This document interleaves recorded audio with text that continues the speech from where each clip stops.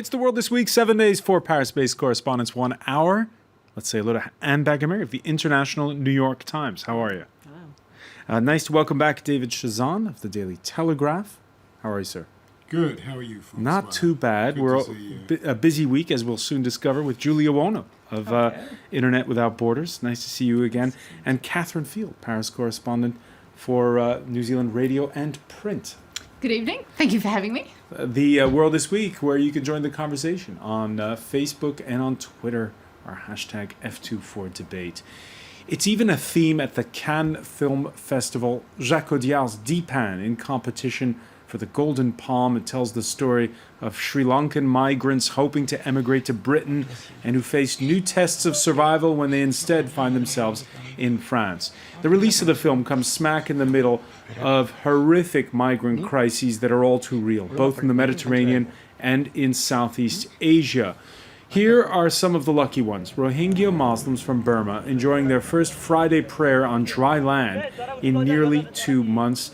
They've been allowed in by Indonesia to this refugee camp in Langsa. Malaysia also opening its doors, but Catherine Field, not the case for Thailand, and certainly not for Australia. Certainly not for Australia. And for Australia, this is a worry because Australia has got the largest navy in that area. So the Australian Navy is actually in a position to be able to do a lot more to help these refugees. But as we've seen, Australia's policy towards these poor people has been to just ship them back, or best case scenario for Australia is to put them on the island of Nauru, which is really just a camp in the middle of nowhere. But what's interesting about this is not new, these refugees from Burma washing up in the seas of the East China Sea. These people have been fleeing Burma now since well before 2011. This has been something that has been going on. The international community has been doing nothing. It's been saying, oh, well, let's wait and get democracy going in Burma. And really another person who should be held to account is Aung San Suu Kyi. She has really let everyone down. I've interviewed Aung San Suu Kyi many times. I've been to her house in Rangoon. It was only last week, after these poor people had been living in camps, ghettos really, since 2012, that she said they deserve human rights. She was in a position way back, 2012, when the violence against these people really got up a new level. She was in a position to be able to do more. And Bagameri? I agree with everything you've said. And the other AWOL country in this is China, the biggest power in the region, which wants absolutely nothing to do with anything that looks like international statesmanship. It's just not interested in playing this game. And China is also in a position to do quite a bit to help out with land. It's even settling some of its own refugees from North China coming back from. Anyway, it's definitely something that they could be doing, and they're not. It's almost a mystery and one of the saddest ones in the world as to why these people have been so forsaken. And this Friday, by the way, the U.S. For the first time saying to Burma, which this week said we want to take back Burmese citizens, but of course. They're not citizens. They're not citizens. That's the root of the problem. They have no citizenship. They can't move anywhere. And the They State are Department stuck saying this Friday, give them citizenship. Yes, absolutely. At least Burma is coming, Myanmar is coming to the table for talks about what to do with these. And this is a reversal of their previous position. Somehow or other, the international community, probably with the Americans involved, has shamed them into finally at least sitting at the table and discussing a solution. But the whole root of the problem is that they aren't citizens of anywhere. And therefore their movements are so restricted, they're basically living in an outdoor ghetto with no hope of release, no hope of escape, except by means of paying traffickers and pirates to get them on a boat to heaven knows where.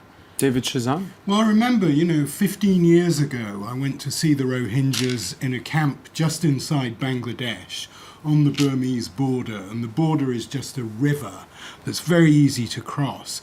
And even then, there were generations of people who had grown up in living under blue, UN tarpaulin just inside Bangladesh. They're Muslims, like most Bangladeshis. They speak Bengali. They look pretty much like Bangladeshis. But Bangladesh didn't want them. And so it was hugely disappointing for these people to come from Burma, which is mainly Buddhist, and where they are ethnically distinct and to enter a country where they would have some sort of chance of integrating relatively easily, only to find they were not wanted there.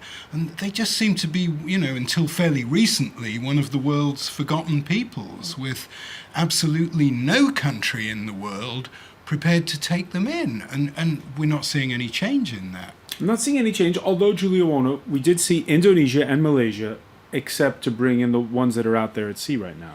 Absolutely, but legally they had to. I mean, these countries are signatories of an international convention on refugees, which states that you can. I mean, I'm summarizing, but you cannot let people die as with the images we have seen in the recent days. But back to the question on why are these people so mistreated everywhere? It's simply because they could be considered as damned of the earth, because we're talking about a community of 1 million people, a minority of 1 million people out of 51 million people in Myanmar, who are religiously and ethnically different, although it should not be important, but it has to be said. So, and also they are located in a very poor area of Myanmar, which is Western Myanmar, one of the poorest area of the country, with high rates of malnutrition and all the pleas of the world you could have in such areas. So of course their fate does not interest a lot of countries, unfortunately.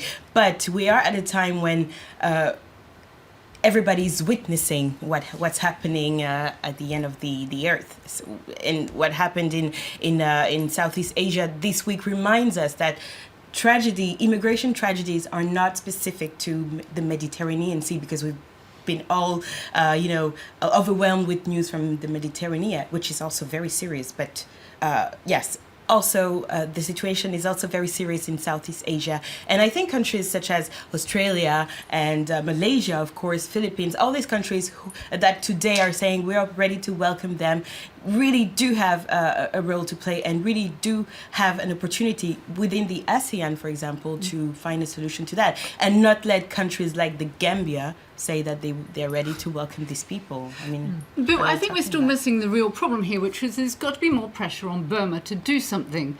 Burma is coming up, and later this year they're going to have elections. It's going to be the move towards civilian rule. We've seen a lot of these poor people turn up on boats at various places around Southeast Asia. But as you say, there's more than 1 million still in Burma. They have to be treated properly. The government cannot just say, well, we're giving people democracy, this is it, aren't we good? People like the State Department in the US will say, no, it's not good enough. You have got to start educating your people, whether it's through civil society or other means, that this is not a way to treat ethnic minorities within your country. So until however many get resettled elsewhere in the world, while ever there is that problem in Burma, they're going to be getting on boats. But I do wonder if I completely agree with you about Aung San Suu Kyi, but I also wonder if Burma's transition to democracy may not be part of the Rohingya problem, because I visited Burma in 1990 when there was the first sort of foreigners going in there, and of course I was on a plane full of journalists, and we all had tourist visas, and various people would pop up from time to time and ask us whether we were journalists. We said, oh, no.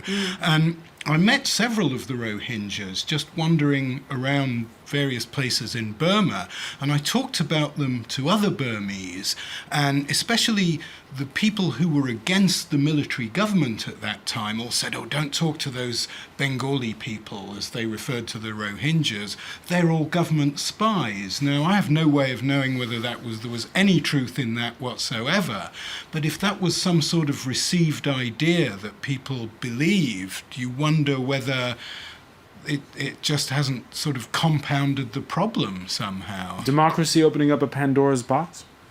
Of course, democracy brings about changes in terms of human rights, treatments, wherever you are on earth. So on that aspect, probably it could be opening a positive Pandora box towards changing the Citizenship Act of 1982, which basically organizes the ostracism against the Rohingya population. And until nothing is done legally on that text, we will continue to witness movement of population. I've worked in Asia for several years with the IOM, and this problem is definitely not a new problem, and it will continue. The International Organization of Migration. One final point, you mentioned legal issues, several of you have. On Thursday, Australia's Prime Minister was asked, would he be offering any resettlement to any of the asylum seekers? Nope. We have a very clear refugee and humanitarian program. It's a refugee and humanitarian program which has been modestly expanded because we have stopped the boats, and we are not going to do anything that will encourage people to get on boats. If we do the slightest thing to encourage people to get on boats, this problem will get worse, not better. Does he have a point, Anne Baggemeyer? Does he have a point? What they call the pull factor. The pull factor? That is, you let some people in and the more rest. will come. Well, first of all, how are you going to stop these poor people from getting on boats if they can scrape together the money to get someone to give them a place on a boat? The fact that Australia won't take them in isn't going to stop their will to go live someplace better. As for the rest of it, I mean, like all politicians, he is probably speaking to a domestic audience, which feels that Australians should come first. So does he have a point? I'm sure in his head he does. We were all looking at the screen as he talked, and you should have seen our faces as we heard a politician essentially tell the unvarnished truth from his point of view. Yeah. I think he's also, my father is Australian, so I think he's forgetting the traditions of Australia. A lot of people that went to Australia were not just convicts sent out from England. There are also people who went out there fleeing persecution. So Australia has got a lot of people out there who have gone there, who've sought refuge. Okay, a lot of people have gone out there through proper programs, through the IOM, but there are other people who really genuinely are in need. And Australia, if they really are going to say no, well then take your signature off all those international signatory documents, but do the right thing. Come on, let's be clean. You go and say to the UN, okay, we're no longer going to be signatory to all these international agreements on taking people in times of crisis. Go on, do the right thing. Be honest. Which brings us to Europe, where you're also hearing voices similar to that. In fact, we saw the Australian Foreign Minister come here to lecture Europeans on how to do things. How to deal with them. Yeah. Push the boats back out. Yeah. And she's got a lot of sympathetic ears here. She has some sympathetic ears, but I still think that Europe has shown that it has a much more compassionate humanitarian side than we've seen from the Australians so far. I think Italy, which has its own economic problems, has done a magnificent job trying to rescue people who were at risk of drowning, bringing them in. Okay, many of them then find their way into France. Some of them manage to cross over to the UK via Calais. They're a huge problem. We haven't got a clue what to do with them. But nevertheless, we aren't turning them away in quite that same way, partly because of the geography, which doesn't allow us to do that, but also, I think, because European public opinion wouldn't be behind it in the same way that it seems to be in Australia. All right, but there is a mood, as we know, towards being against foreigners.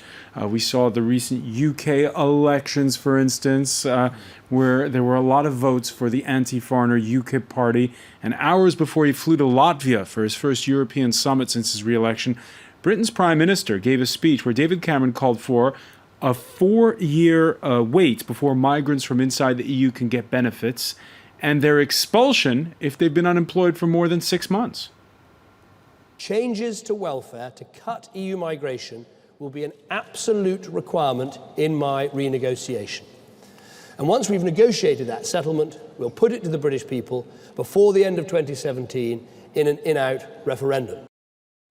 Anne Baggemeyer. Is he willing to apply the same 6-month expulsion stature to young Britons who are unemployed for 6 months? Young French people who come there and try to find a job are unemployed for 6 months?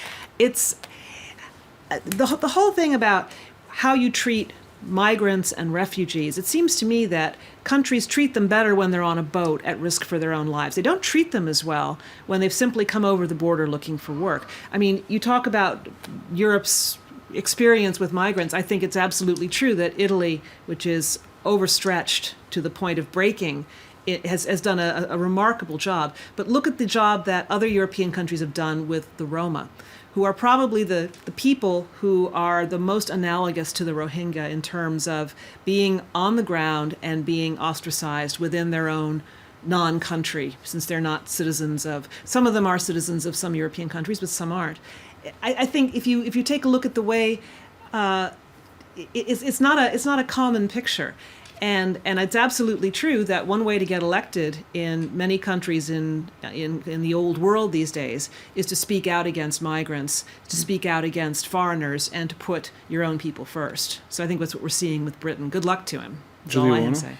And this view saying being against the foreigner is completely counterproductive in Europe today. We're talking about a continent which is getting older and where there are less and less children being born per year. So obviously immigration, we've seen historically that immigration has, helped, cope with mortality, the difference between mortality and birth rates. So yes, again, it's counterproductive. It's also a lie because we're talking about the earth and nobody can prevent people who are suffering and who want to dream for a better future for themselves and for the kids. We cannot prevent them from going to places where they think they could find better conditions. David Chazon, how far will David Cameron get with his proposals with the rest of the European Union? Well, a lot of people in Britain think that he will get somewhere, because there is a feeling in Britain that we've had massive immigration, but there is a threshold. There comes a saturation point. Now, most of these people who are landing in Italy, coming up to France, are trying to get to the UK. They speak English, they don't tend to speak French or Italian or any other European language, and they think that it's easier to get a job in Britain. Well, under the former coalition government, Britain created more jobs than the rest of Europe put together.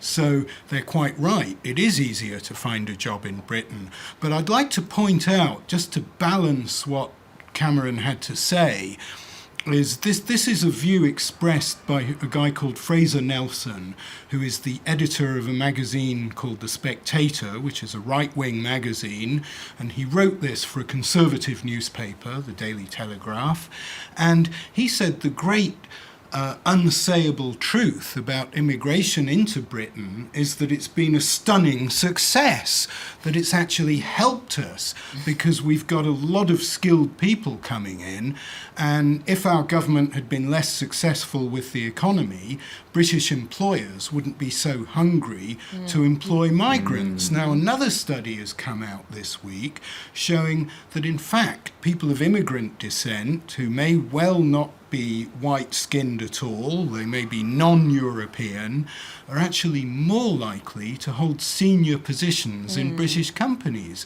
Now, if you look at and to contribute taxes as well. Exactly. We're gonna have to take a quick break, but stay with us. You're watching The World This Week.